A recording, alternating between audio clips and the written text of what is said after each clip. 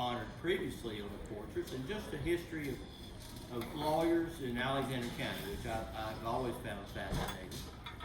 And so with that in mind, and one thing that I do that I really enjoy is occasionally Martin Kessler and I will get together at Village Inn and break bread and have lunch.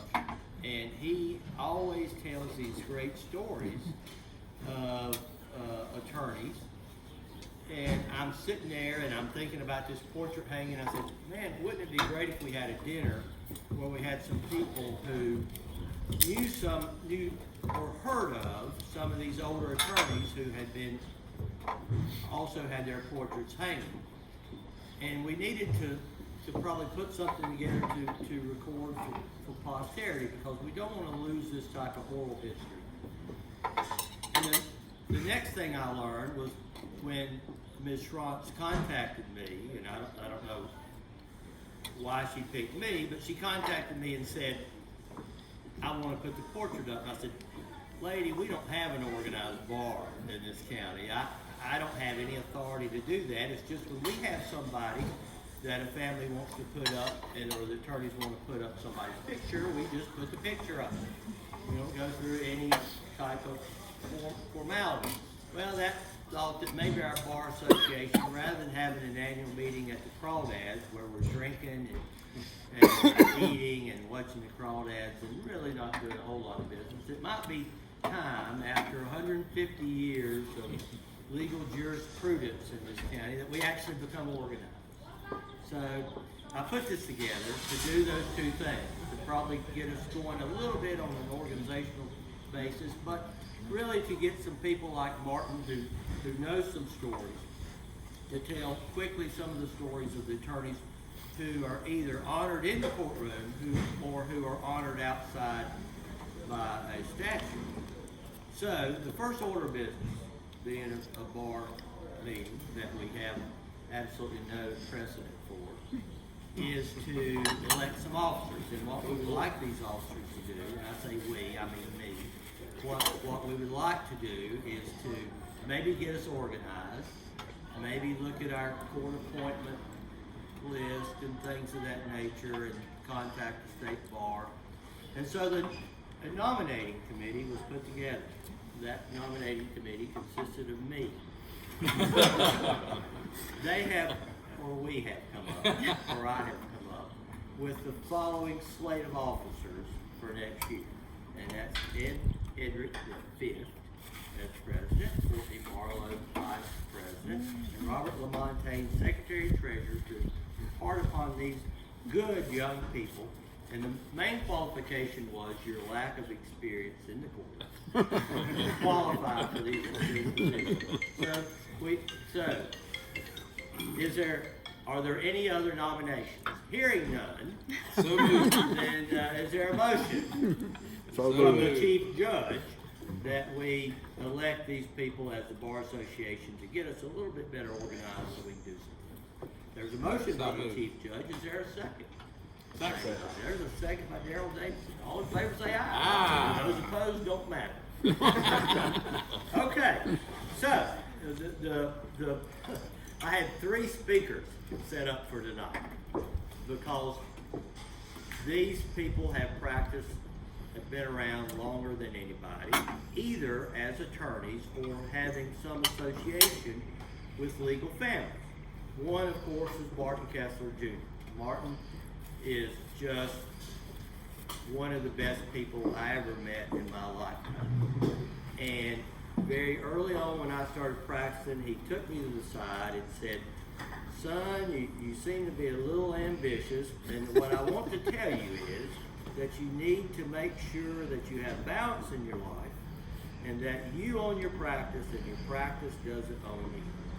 And so he is the reason that many of you will observe me going home at about 2 o'clock most days that I'm not practicing or having a trial.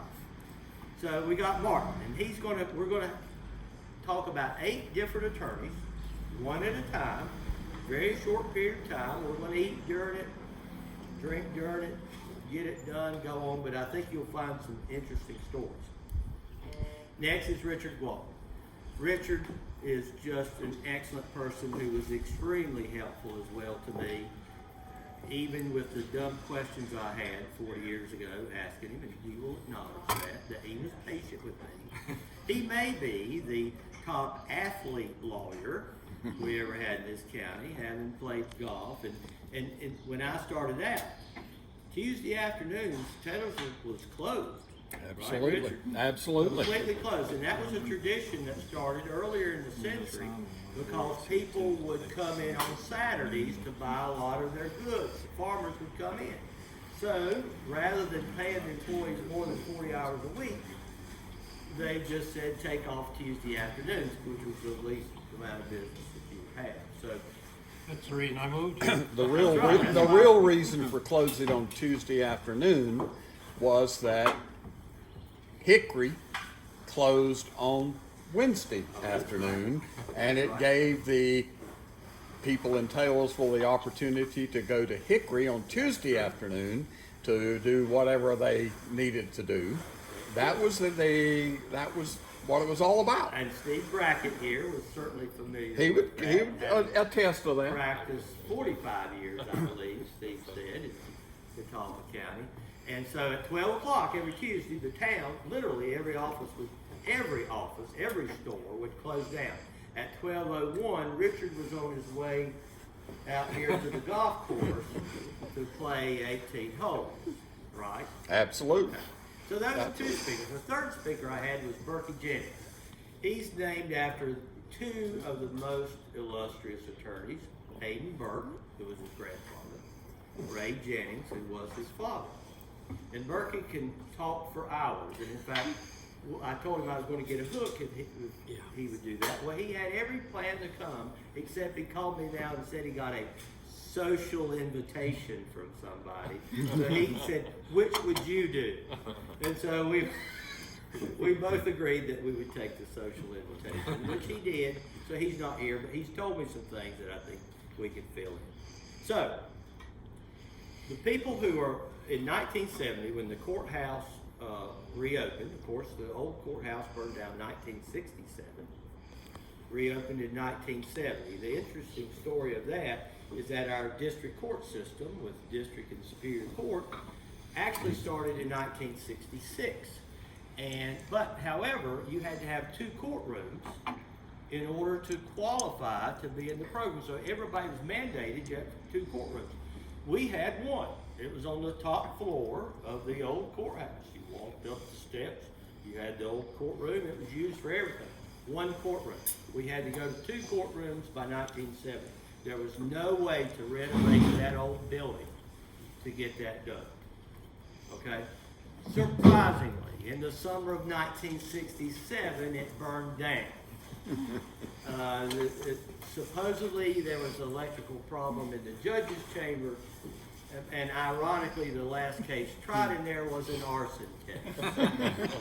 So by 1970, just right on the dot, the courthouse that we have now with two courtrooms was finished, and we qualified for the district superior court system. So when they dedicated the courthouse, they put several attorneys' pictures in the courtroom that have been there for every case that any of us have tried in Superior Court. You had Romulus Z. Lenny, you had Hayden Burke, Sam Poole, who was a judge, and Ray Jennings. Those were the four. Now, since that time, 1970, until today, we only had four more who were put up. We had Jerry Campbell, Ed Hedrick, Martin Kessler, Richard Walton.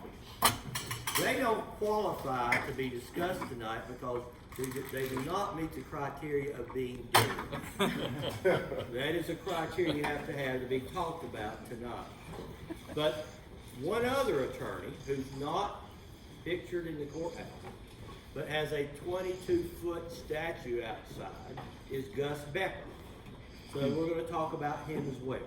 So what I'm going to do is to go through each of the attorneys in the order generally when they started practicing. Okay? So everybody eat, drink, be merry while we're doing it. The first one is Romulus Z. Lenny. And let me say this as a qualification to the stories or anecdotes tonight. Unlike in the courtrooms of Judge Graham and Judge Hedrick, hearsay is admissible with the anecdotes tonight, because none of us, even Martin and Richard, practiced contemporaneously with Romulus Z. Lenny, who actually died in 1920. So I'm going to give a little bit about his background, then I'm going to ask Martin to tell things he heard about Romulus Lenny, and then I'm going to ask Richard to do the same thing. Whoa. We've got some good stories. I know nothing about Romulus Lenny. Martin will pick up for you. Romulus Zachariah Lenny was born in Rutherford County. He was born in 1841. He attended common schools, one being the York Collegiate Institute, which was at midnight, you can see the sign for. And there was this famous school in Taylorsville named Dr. Millen's School.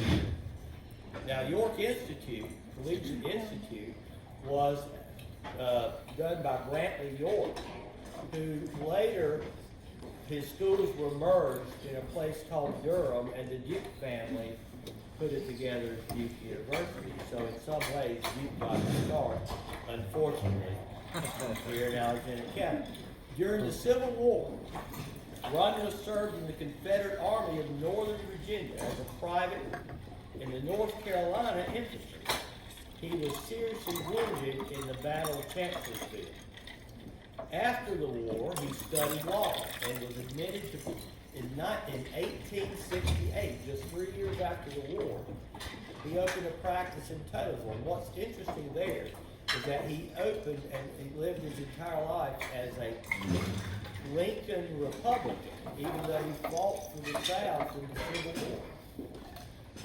He went on, he was elected to the North Carolina Senate for 4 terms, and he served 3 terms in the U.S. Congress from 1895 to March of 1901.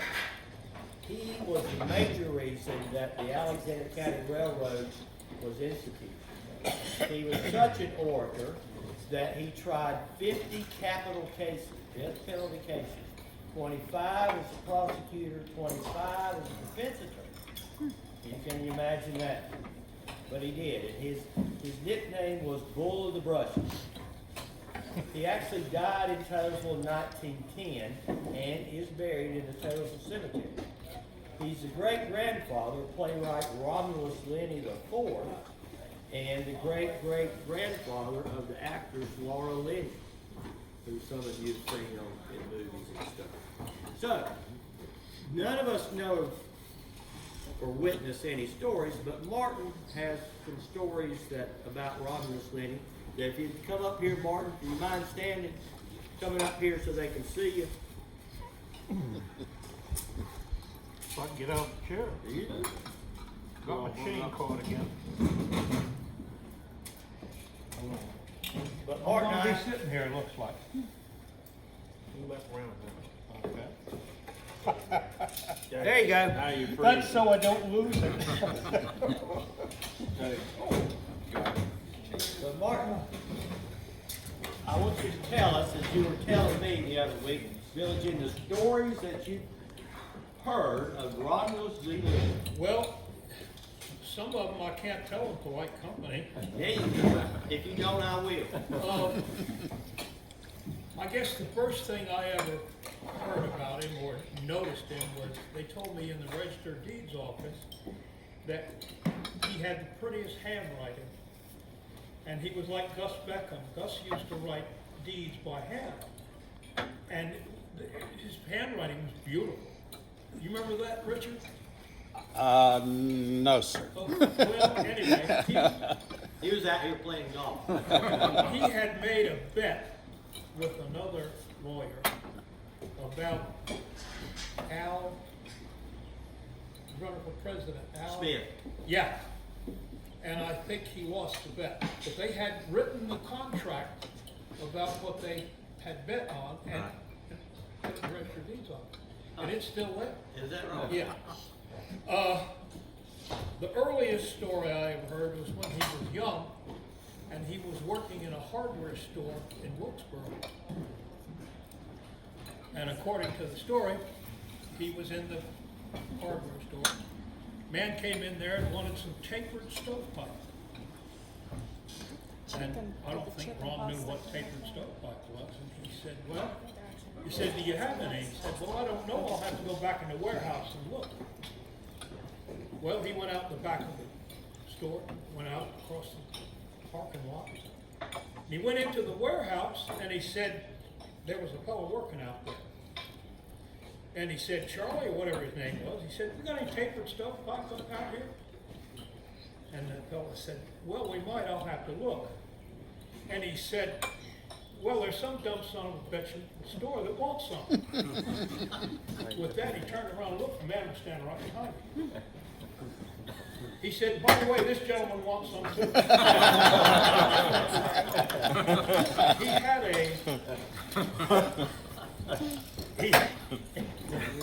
He had a reputation for getting himself into it and getting himself out of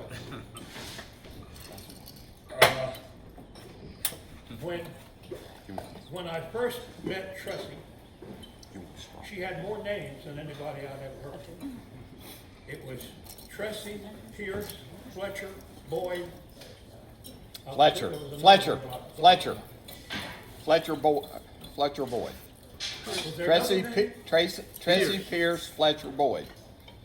Yeah, okay. Okay. Yeah. She was the illegitimate daughter of Ron Leonard. And the story goes that he was sitting on the porch on Sunday morning, that Ron, and his wife came out of the house. The house sat right up on Highland where that new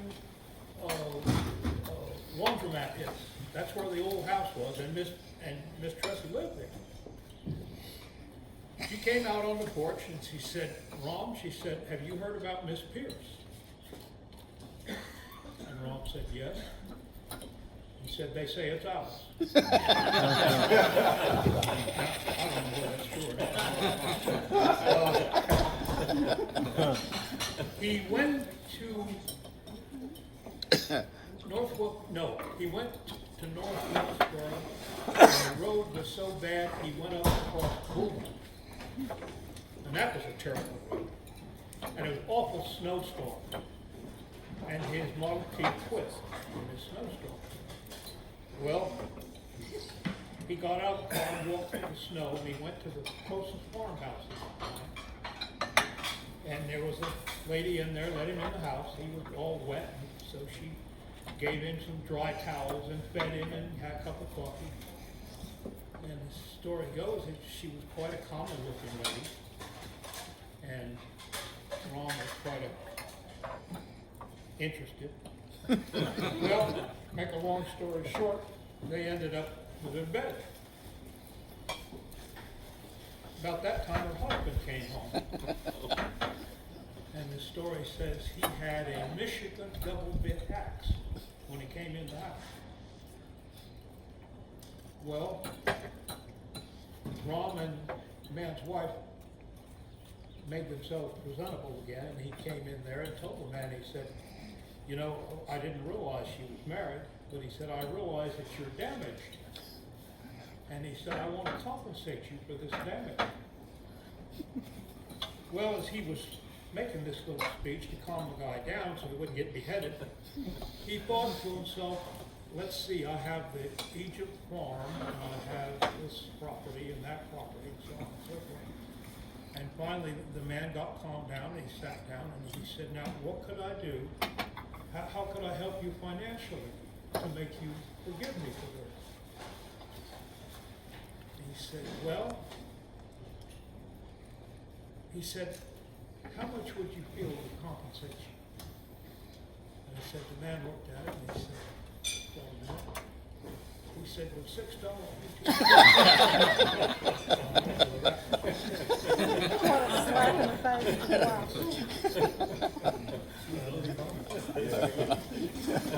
There's also the was in Washington, and he was a congressman?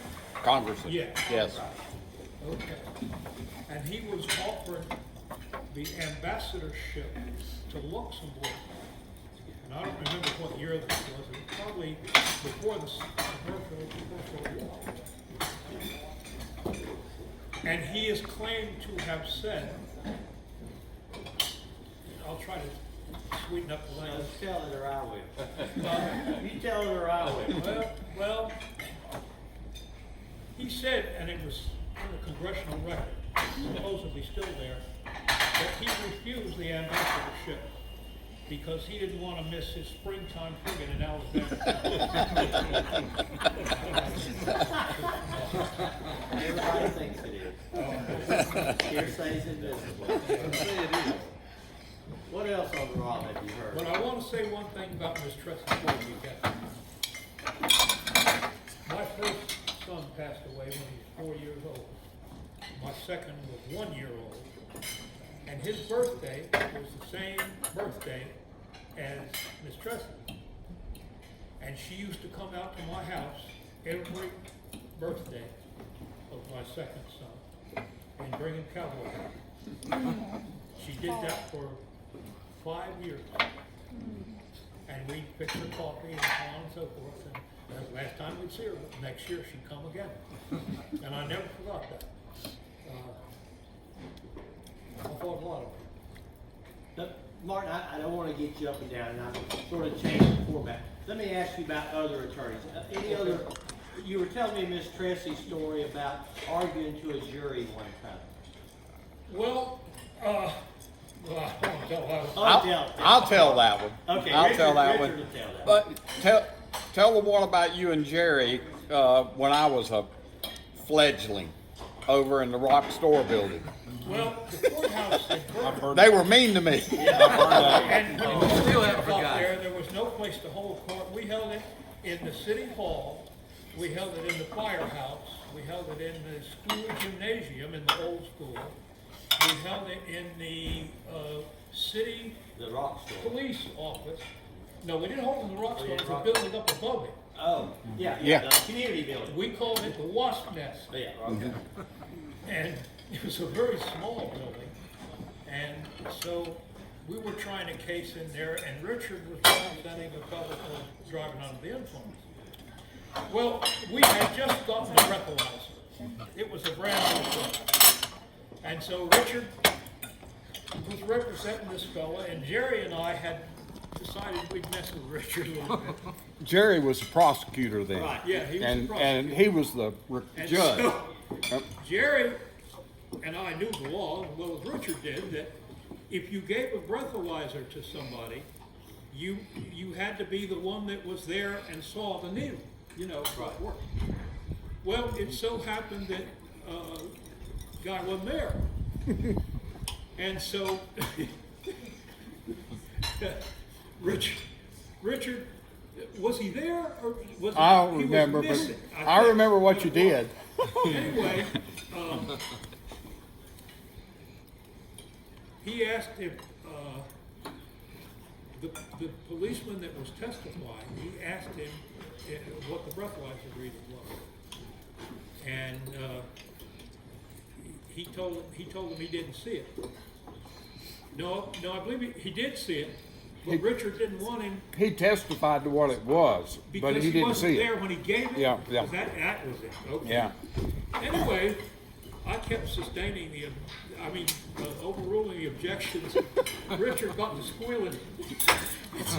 Well, I finally sustained it, and they didn't let in the reading.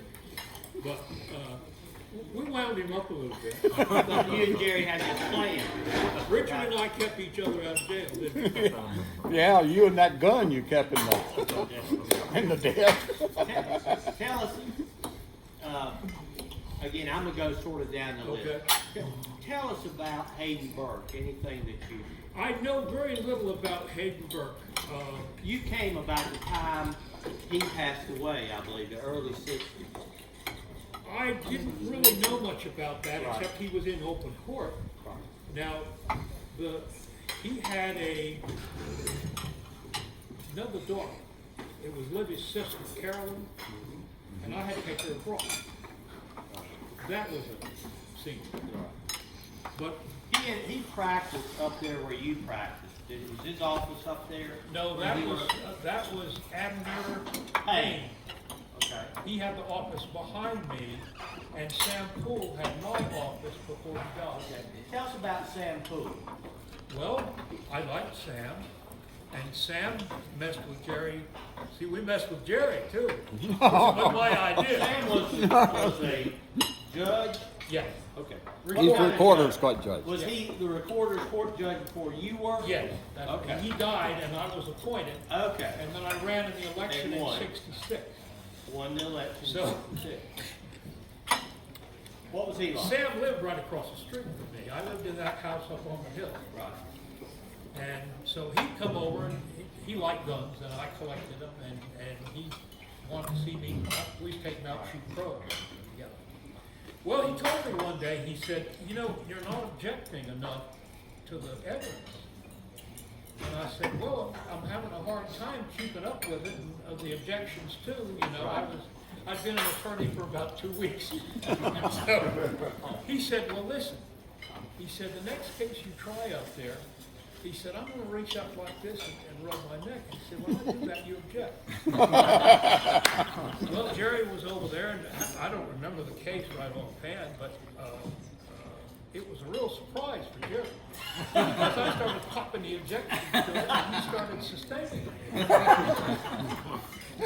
And we did that for a couple of weeks before we finally told him. Did Sam practice any law before he became Yes, a judge? when you were in recorder's court, you could practice civil law. Right. When I was a judge, they paid me the grand total of $535 a month. Just do the recorder. I just bought Cadillacs and stuff. I had the Todd. And then they gave me a secretarial fee, and, I did taxes. And I wrote deeds and, you know, wills and stuff like that, but, yeah, I didn't make a lot of money.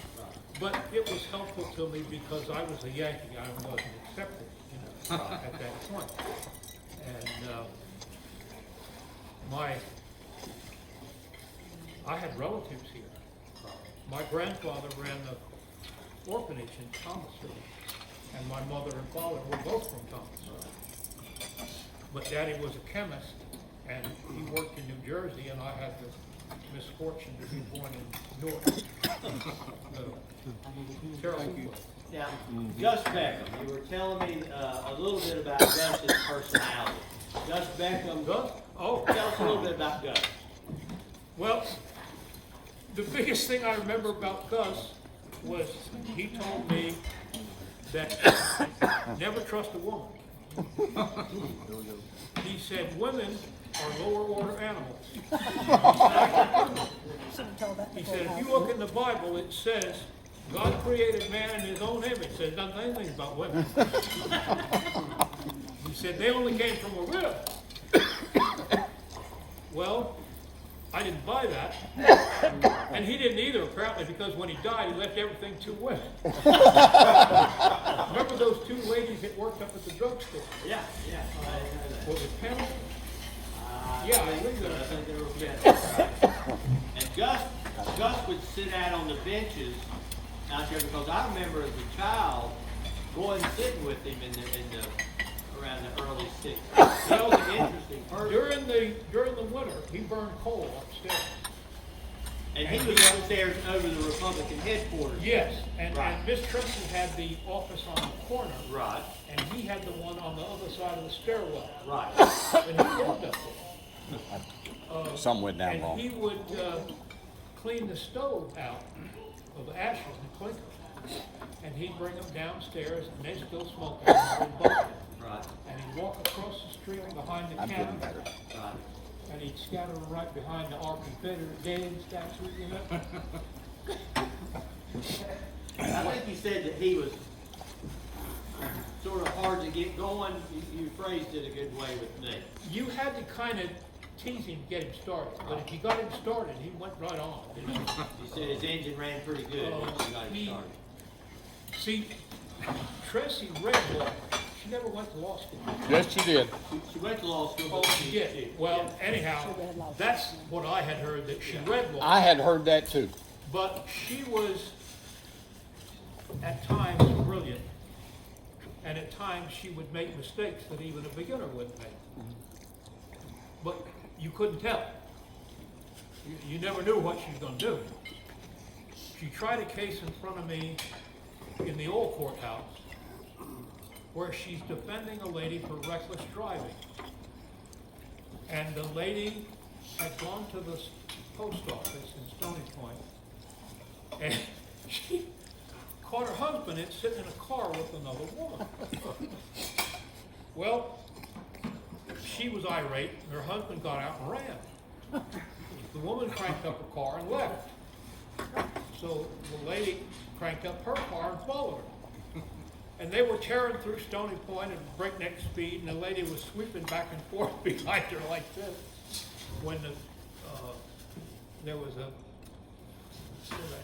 wasn't a deputy, what they, constable they had in Stony Point, caught her and ran her down. So, I guess we all remember the first thing that taught us about arguing said, if you had the law on your side, argue the law.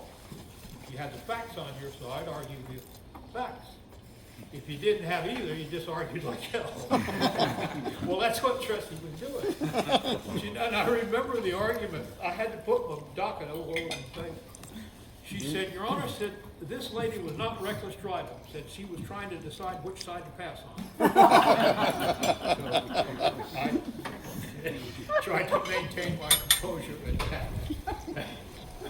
Tell us about Ray Jennings. That's somebody else that is up there. Ray Jennings And Richard can't afford was because one of the Richard- finest men I ever knew. Besides my own father, Ray Jennings was better to me than any man ever lived. When I came to Taylorsville, I had just passed the bar at Wake Forest, or down in Raleigh. I passed it in August of '64. And I came up to Statesville because my grandmother had a family farm that I wanted to live in. Well, it had burned by that time, and there was nothing left but the land. So, I didn't want to practice in Statesville because there were so many lawyers. And they're assholes. So they told me to come to Taylorsville or to go to Mooresville. Fortunately, I came to Taylorsville first, and I went to Ray's office, and I walked in there, and I asked him, I'd like to practice law with you. And believe it or not, it took him about 10 minutes. He never asked me my politics. He never asked me my religion. He said, where was your grade point average in law school? And I said, right in the middle, 51%. And he said, will you work? I said, yes, sir, I'm not afraid of work. He called Bucky Foster and started Bucky working Campbell. on the next office, next door. Bucky Foster. And I moved in, and everything came in my office he gave me.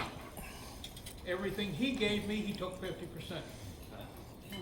And I worked for a year, and probably a year and 2 or 3 months. And then he said, when Sam died, he said, we're gonna make you a judge.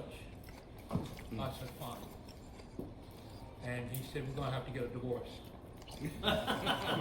So you can practice in front That's of when I moved up to the office that I had the rest of the time. And, but Ray was a wonderful person. He was a kind man. I remember there was a little boy that used to come through town. His name was Leroy. And I believe he was a little retarded, but I don't know. He used to go and get the papers and bring them all around to the business. Well, he brought a paper in there one day. Helen Hammer used to work for Ray, and Helen was sitting there and I was sitting there. And he came in, brought the paper, And Helen paid him, he gave him a tip. And Ray came out there and he said, "Leroy, where's your coat?" It was snowing outside. And he said, "I don't have one." And Ray took him right over there across the street to Smithy's, and bought him a coat. Dipped him up in it. He was a wonderful person. I learned so many things from him. That I'd been a lawyer for about 20 minutes. It felt like 2 weeks, I guess. They were working on the golf course here. And the federal people had come down here and he had a meeting with them. He also had a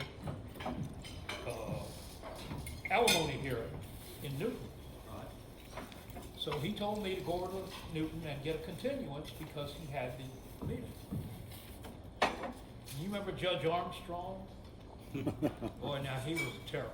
I don't know how many of you ever knew it, but he was a nightmare.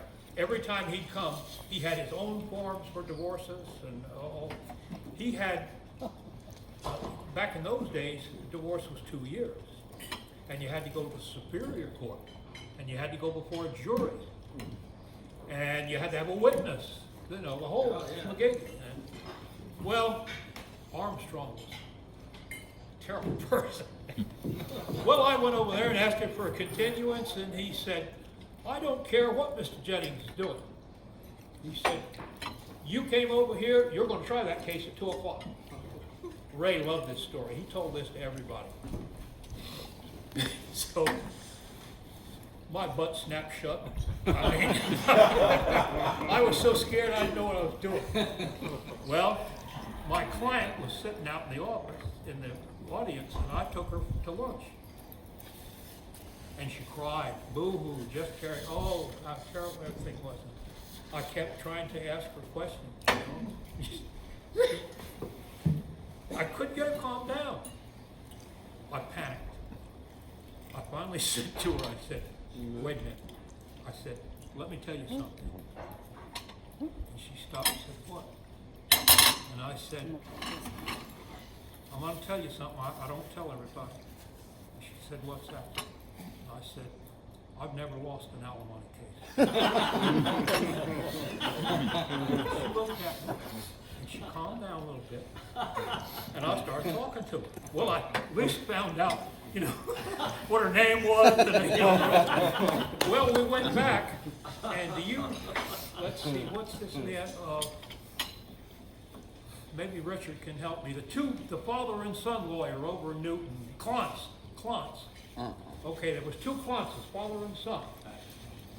Now, I knew the older one because he was a shooter. He had been a professional marksman for Marlin Firearms when he was young.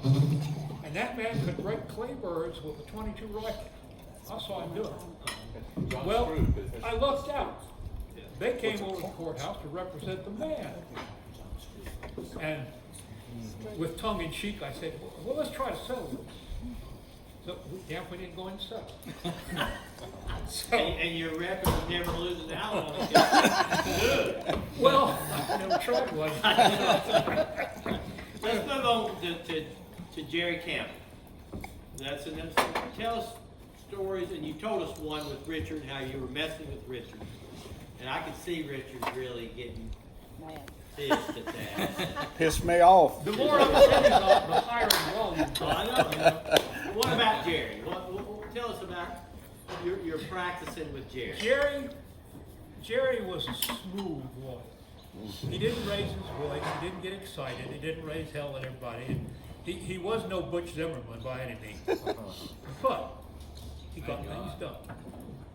And I remember one of his favorite sayings when he'd argue a case, when he would point at the other guy and he would say, "He would have you believe so and so and so and so," which was really effective.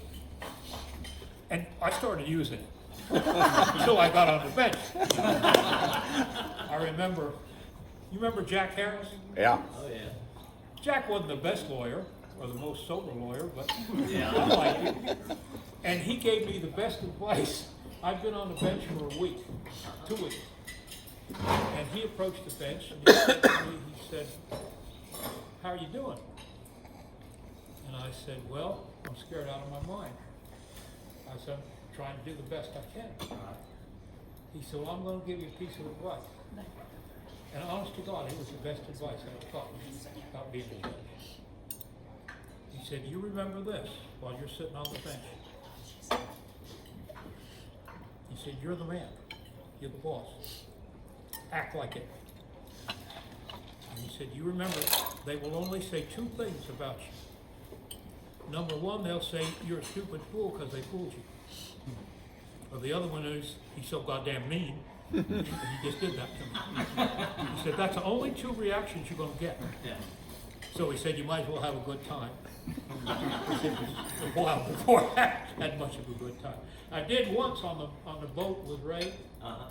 Remember the big boat he had? Yeah, yeah. We all went out on the boat. There's a bunch of us. Max Lerner, and there were 4 or 5 of them. Right. And this game board. Well, Max had been sitting on the back of the boat, and he had his can of beer there, and he reached around to get it, and he knocked the beer off the back of the boat.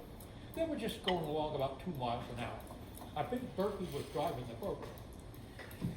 Well, they had a big trash can there full of trash, and the guy pulled us over, and he got up on the boat, and he started pointing his finger, and some this and that and the other thing, and blah, blah, blah. And for some unknown reason, he turned around, picked at me, and he pointed his finger at me. He said, "You like this lake?" And I said, "Yeah, I think right much of it." And then he said, "Well, you want to see people throwing trash in the lake?" And I said, "Who did you see throw trash in the lake?" And he said, "You don't want to get smart with me." And Ray Jennings busted out laughing. Max was sitting over there holding his hand over his mouth. And Ray got up out of his chair and he said, "Something." He said, "You know who you're talking to?" He said, "I don't care who I'm talking to." He said, "That's county judge." I got up out of the chair and I said, I said, "You got a big mouth." I said, "You ride around in your little boat, give people lectures." I said, "You better stop that shit in my county." I said, "From now on, if you see somebody do something wrong, you give them a ticket. But you keep your mouth shut." I said, "I do the lectures." I said, "Now you get in your boat, you go on and do your job." And I said, "Do you understand me?" He got so mad he was red in the face. And I said it one more time, "Do you understand me?" He said, "Yes, sir." I did enjoy that. I did enjoy it. Now, the last one is Ed Hibbett. Tell us about Ed. Oh, Lord. You got 4 and 5 sitting right there. Tell us Edward. about number 3. Edward was a wonderful man. He was a troubled man. He was a really decent man. He had one flaw, and the flaw hurt nothing but himself. Edward was a great lawyer. He won so often, but when he lost, it killed him. It really hurt him. He had trouble losing. And I tried to talk to him about it. We had a good friendship.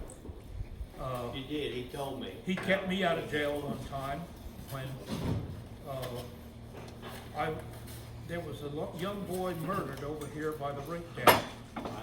And the man Norman Dale killed him. Johnson was his offender. Yeah, you remember, he was Yeah, a I was a Johnson. clerk for Ed. Yeah, well, They sodomized the boy, Yes, killed him, yeah, and buried yeah. him upside down Well, in the sand. my boy hadn't been in the grave 3 months. Right. And I went up to the bench. I didn't say it in open court. I went right up to the bench. It was Johnson. Right, Bob Johnson. And I said, "Bob," I said, "I've never played the game with you on appointed cases that he's my second cousin twice removed, any of that crap." I said, "I've always taken all the crap you've given me, but I'm not taking these kids." And I don't know, Bob was usually a pretty good fellow, but he said, "You'll take it if I tell you to." I said, "No, I won't."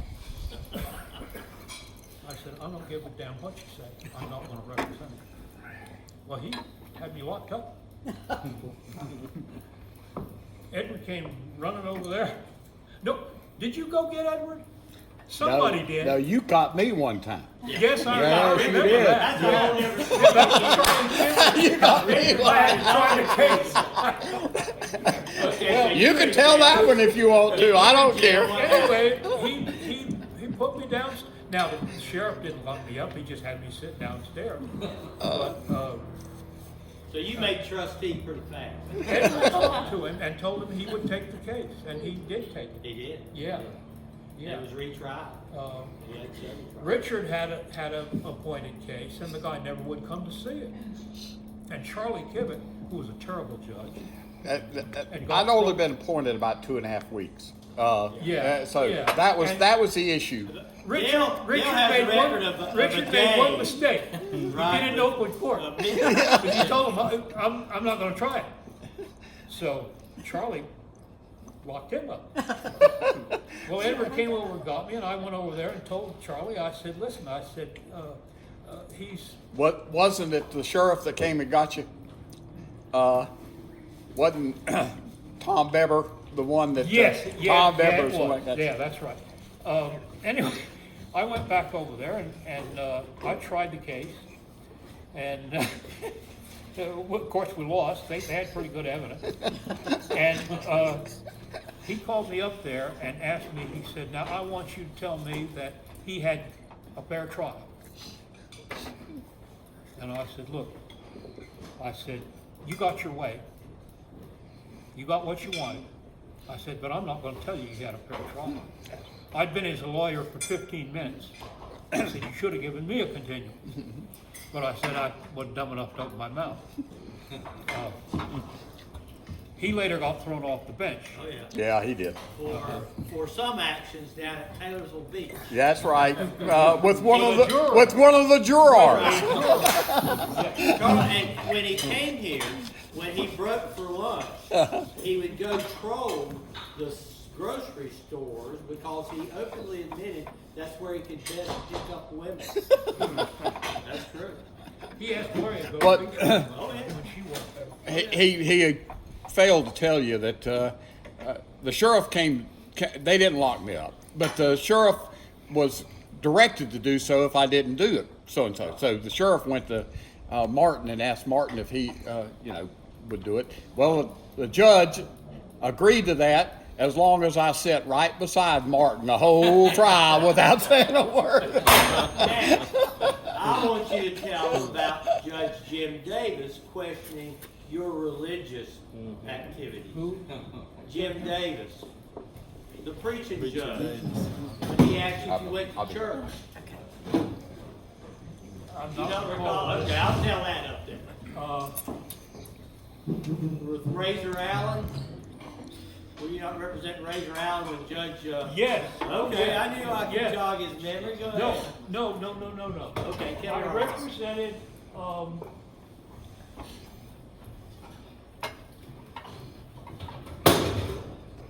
where's Richard?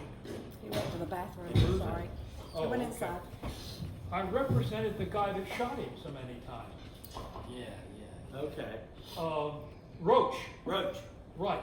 Charles Roach's Mr. father. Roach was a Grandfather. retired Air Force man. Right. And he had a trailer next door to this old lady that lived up above the road. She was impaired, she couldn't walk. He used to go down and get her paper for her every day. Well, her son, Racer Allen, well-known fellow, Come to court barefooted. drunk, and you got to know these people. When I met somebody, if I didn't know them, I knew they were pretty good folks.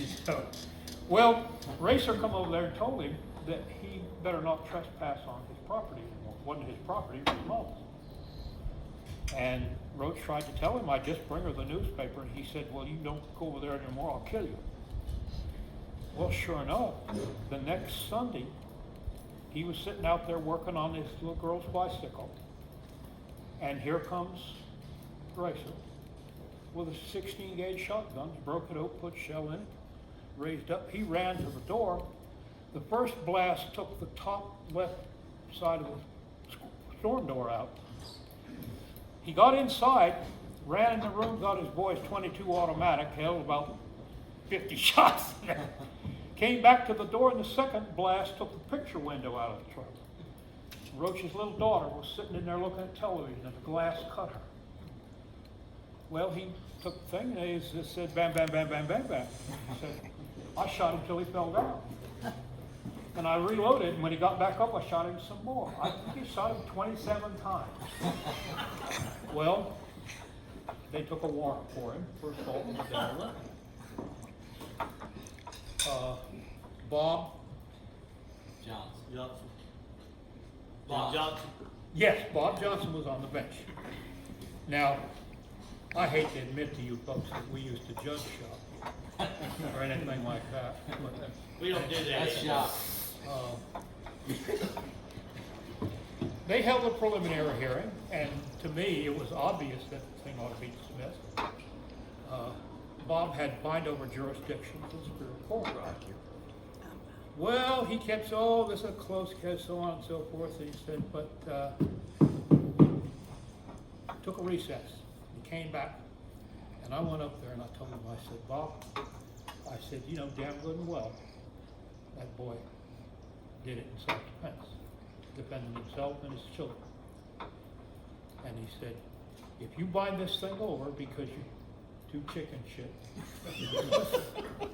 I Martin would said, say you're gonna charge that man, he's gonna spend another $2,000 defending himself.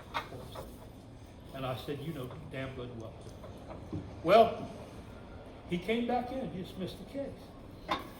So I went to lunch that day, and I don't remember who it was first was picking at me. He said, boy, he said, he went up there and he took Bob Johnson's mouth and he said, look guilty. And he said, that's the only way anybody ever got a not guilty.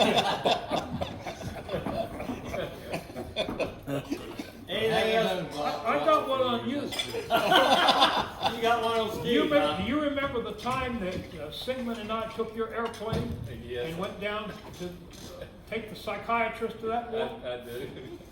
Well, Selwyn You know you're gonna be Road was singled his out, name. Steve. And He's old enough, he can Selwyn handle it. had a beautiful Mooney, and we flew to Winston, and he flew the Mooney down to Morey Prison, and we got him to examine the boy, and then we came back, and when we got back Sunday night to your airplane, wouldn't start.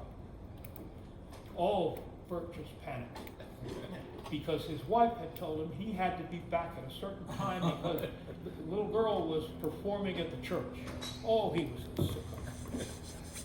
Well, Sunday night, nobody there. And I walked over to the hangar. I always liked cars, you know, and there was a stick that was holding the door open. Well, I came back with the stick. And he said, what are you going to do with that? And I said, well, let me see if I can make it start.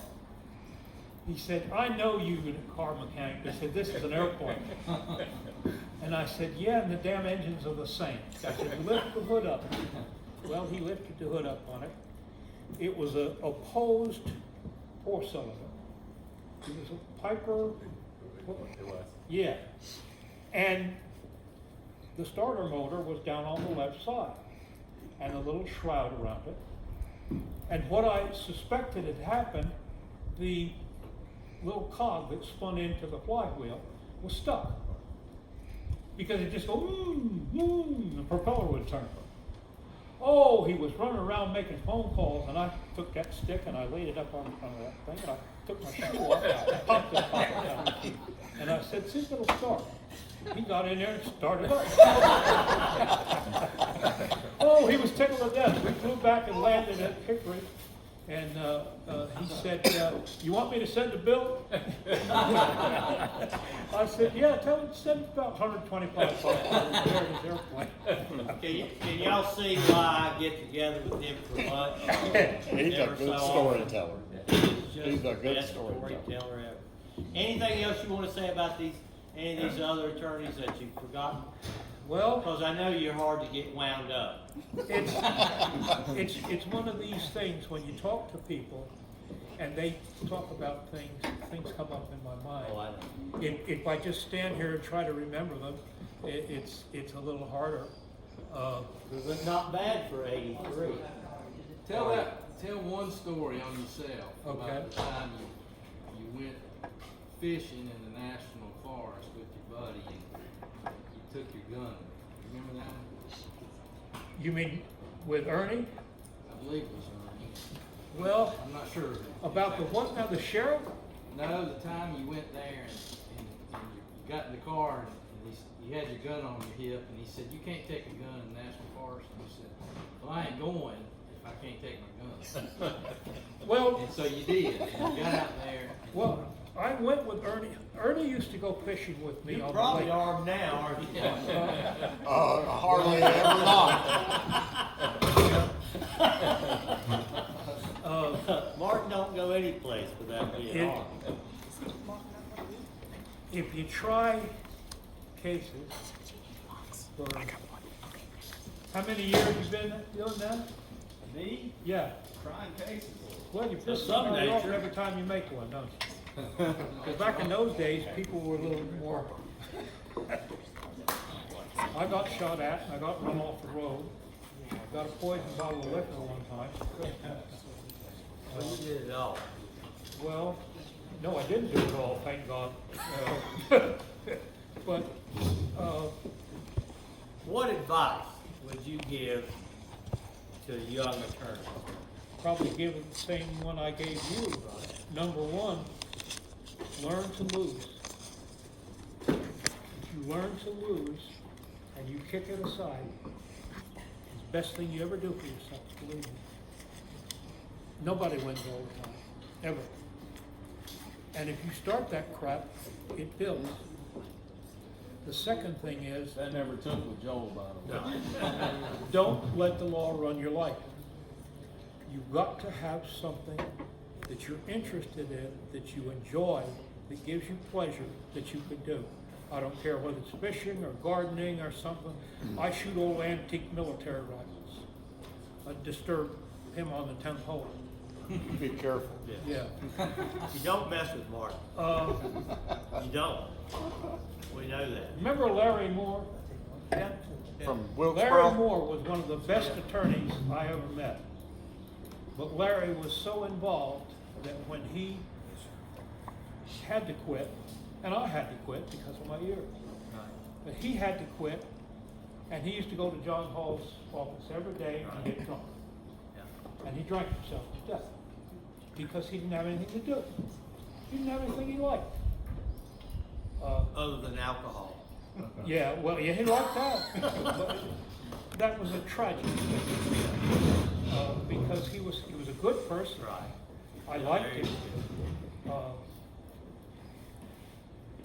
I remember, well, I guess some folks here remember George Fuller, one of my favorite people.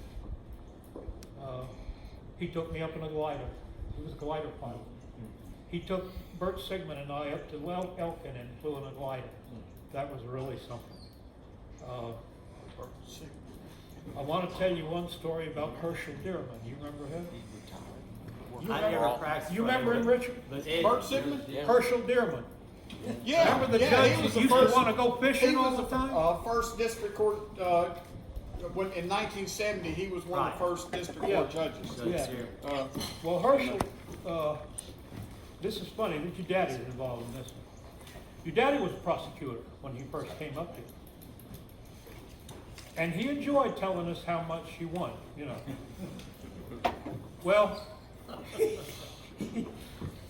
man came to see me one day, had charges running a stop sign. And he said, "Who's from up north?" He said, "I'll go to Supreme Court if I have to. I can run that stop sign." I thought, oh God, yes, here we go, you know. Well, of course, when he told me the facts, I was a little more pleased. We went over to court that day and went in the back room talking about what cases you had before you start, you know. And Edward said, "What are you doing with this crap in here?" I said, "He says he's not guilty." And I said, "Well," he said, "this is going to be an easy one." I said, okay. we went in the courtroom. Mr. Nowak was carrying 13 Girl Scouts to a meeting in Hickory. It was dark when he pulled out with a stop sign. The cop was probably 80 to 90 yards away. Edward called the case. The man came up, sat down. I pled him not guilty. He put his cop up there and they said, I said, witnesses come up here. 13 little Girl Scouts. And their merit badges. And they all trooped up there and raised their hands, swore on the Bible. Herschel looked down there and he said, I put Mr. Nowak up first. And he put his hand up like this. Did you run that stop sign? He said, no, sir, in case of business. Now, I went up with Charlie Kerrigan for non-support. Herschel was the judge. Herschel, this county, see, we had a 4-county district then. And this was the vacation spot for him. He didn't have many cases up here like he did in the other county. And he wanted to go to that Lake Norman hot hole and fish. Well, I got Charlie and I came up there and his wife had left him and she charged him with non-support and la la la la. Well, she got on the stand and Jerry was examining her, state's witness, and she couldn't keep her mouth shut. He'd ask her a question, she paid no attention to the question. She just started chasing rabbits. Herschel told her about 4 times. He said, answer the question. He'd slap his hand down, answer the question. The 5th time he asked a question, and she started in this tirade about how Charlie had come home drunk one night and kicked the television in. And it was her brand new television. Yeah. Herschel got up behind the bench, slammed his hand down on the bench. Case dismissed, he said. Damn it, I told you not to do that. I grabbed Charlie and out the door I went. We got to the cannon out there. I was going to my office. Charlie put his arm around me and he said, he said, you're the best attorney I ever had. My cat could have won that case. Let's give Martin a hand for all this. I didn't want to beat him up and down. You can see why it's just a pleasure to be around. We got Richard here.